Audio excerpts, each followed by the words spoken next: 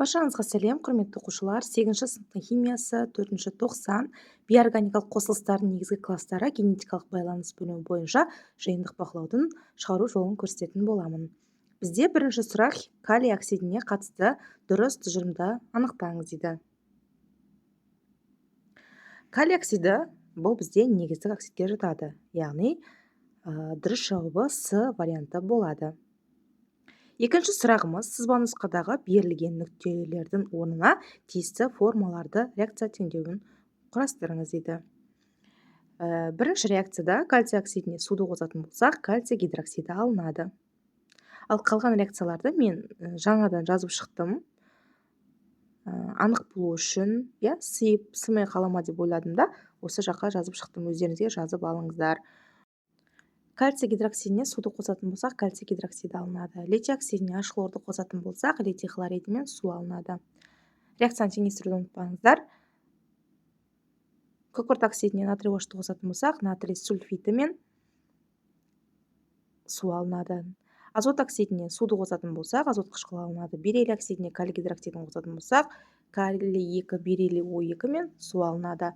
Мырыш оксидіне аш хлорды қосатын болсақ, мырыш хлориді мен су алынады. Реакция жазған кезде коэффициенттерді ұмытып кетпеңіздер. Үшінші сұрағымыз берілген қышқылды жіктелу бойынша сипаттаңыз. Бұл жерде бізге беріліп тұрған қышқыл кремний қышқылы. Құрамы бойынша оттекті, негізділігі бойынша 2 негізді, себебі құрамда 2 сутек болғандықтан, және ергіштігі бойынша ерімейді.